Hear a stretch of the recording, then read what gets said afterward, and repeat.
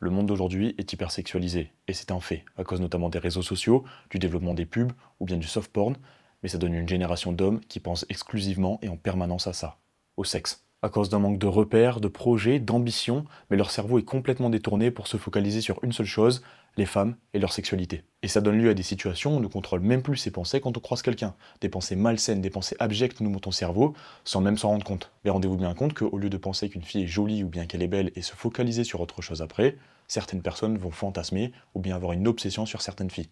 Et même si ce comportement tend de plus en plus à être banalisé dans notre société, avec une nouvelle génération notamment, qui ont des pensées de plus en plus bizarres et de plus en plus généralisées, ce comportement n'est pas normal. Et bien sûr que ce comportement se développe à cause des réseaux sociaux ou bien de l'essor de certaines plateformes comme Mime ou OnlyFans, mais il faut absolument régler ce problème. Mais ne pas se rendre compte de ces pensées montre juste que vous ne contrôlez pas votre instinct primaire, votre instinct de reproduction. Et ça va mener à détruire toutes vos relations, que ce soit amicales, amoureuses ou bien sexuelles. Parce qu'un homme qui ne se contrôle pas, et je parle bien ici de mental, parce que j'estime que physiquement vous arrivez tous à vous contrôler, n'est pas un homme, mais encore un enfant. Vous n'arrivez pas à contrôler vos pensées, vous n'arrivez pas à contrôler vos pulsions, car vous êtes encore un enfant. Et croyez-moi que prendre la décision de contrôler vos pensées est la meilleure chose que vous pouvez faire. Ça va tellement améliorer votre vie, vous allez vivre des relations tellement plus intenses, que ce soit amicalement, que ce soit amoureusement, que ce soit sexuellement aussi, parce que votre vie est aujourd'hui pourrie par l'hypersexualisation de la société. Donc aujourd'hui, je vais vous donner mon protocole pour vous débarrasser enfin de cette hypersexualité et de découvrir le monde sous un nouvel œil. Je vous garantis que ça va améliorer tous les aspects de votre vie. Vous allez avoir un cerveau et une vie plus saine. Donc la première chose à faire, c'est de couper toutes les sources. Déjà, pour la pornographie, je vais être intransigeant, mais vous devez absolument arrêter les vidéos à caractère sexuel, donc tout ce qui est type de pornographie.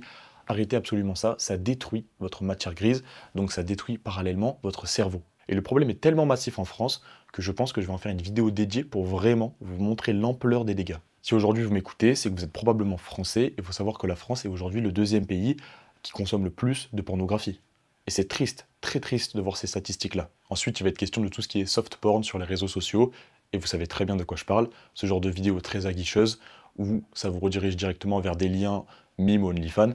Ce genre de vidéo, c'est 3 petits points, ne pas intéresser, et ça scrolle direct. Et je sais que parmi vous, il y en a certains qui ont des feeds qui sont complètement atroces, et vous inquiétez pas, c'est normal au début.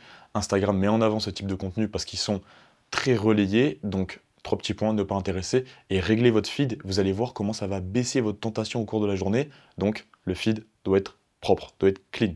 Deuxième étape, ça va être de reprogrammer son cerveau. Et on va commencer par la dopamine. Vous devez réguler votre dopamine et avoir beaucoup moins de stimulation. Plus vous en donnez à votre cerveau, plus il va vous en demander. Et malheureusement, qu'est-ce qui est plus stimulant que la pornographie? Pas grand-chose. Donc en réglant vos stimulations, vous allez moins habituer votre cerveau à des hauts niveaux de dopamine et donc justement baisser cet attrait qu'il va avoir pour ce genre de stimulation. Essayez de baisser la fréquence de masturbation, parce que même sans pornographie, la masturbation reste très stimulante. Donc essayez de la réguler et vraiment d'en prendre le contrôle. Une technique très puissante, si elle est vraiment mise en place, c'est la prise de conscience. Si vous arrivez à prendre conscience de ce que vous pensez, de vous imaginer aller dire à la personne à quoi vous pensez, ça peut être très puissant, parce que vous allez vous auto-juger. Déterminer si, selon votre éthique, ce à quoi vous pensez est normal ou si c'est malsain. Et cet auto-jugement, il va être des fois très difficile. Et pourtant, il faut l'accepter et se dire que c'est un problème dont vous allez sortir, que vous allez régler. Donc imaginez la réaction de la personne si vous allez lui dire à quoi vous pensez, et la plupart du temps, ça sera menottes et poste de police. Donc attention à vous. Et pour finir cette étape, le conseil le plus puissant, ça va être de repérer les patterns ou les moments clés sur lesquels vous allez être beaucoup plus stimulé ou beaucoup plus exposé à ces pulsions, à ces stimulations. Notamment, par exemple, imaginons le soir.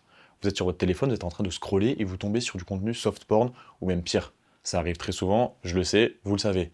Eh bien, remplacez cette activité par de la méditation ou de la lecture et je pense que vous allez être beaucoup moins excité par des feuilles de papier que par du contenu soft porn en ligne. Et la troisième étape, ça va être de changer ta vie. Ne mets plus les femmes au centre de ta vie. Je ne dis pas que tu dois arrêter de les voir et loin de là, continue à les côtoyer, que ce soit amicalement ou plus, mais juste aie de beaux projets et de beaux objectifs. Bâtis-toi une vie qui te donne envie de te lever chaque matin, qui te donne envie de faire des choses.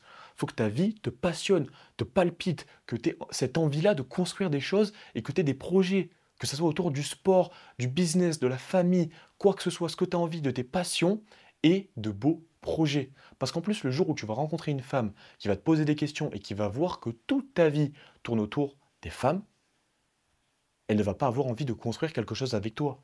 Et c'est normal, faut les comprendre. Imagine-toi, tu rencontres quelqu'un qui n'a pas de projet, qui n'a pas d'ambition. Tu vas pas avoir envie de la côtoyer. Et c'est pareil pour elle. Et imagine que elle, c'est pire, t'es possiblement le père de ses enfants. Et le père de ses enfants qui n'a pas d'objectif et pas d'ambition, c'est impensable. Et maintenant que tu connais le protocole, change petit à petit, applique de jour en jour les conseils et essaye de prendre conscience. Faut que tu comprennes que ça va jouer sur le long terme. C'est la seule manière de changer efficacement et durablement. Donc ne t'en veux pas si les progrès sont lents, mais juste tiens sur le long terme. Et d'ailleurs, sache que si tu prends cette décision, je te soutiens totalement et je t'envoie toute ma force. D'ailleurs, tu peux me contacter sur Instagram pour me poser des questions, me demander des conseils, je te répondrai avec grand plaisir. Donc si t'as kiffé cette vidéo, n'hésite pas à t'abonner. Si t'as des recommandations ou des questions, pose-les-moi en commentaire. Moi, je te souhaite une longue vie, une bonne journée, de construire du muscle. Allez, ciao!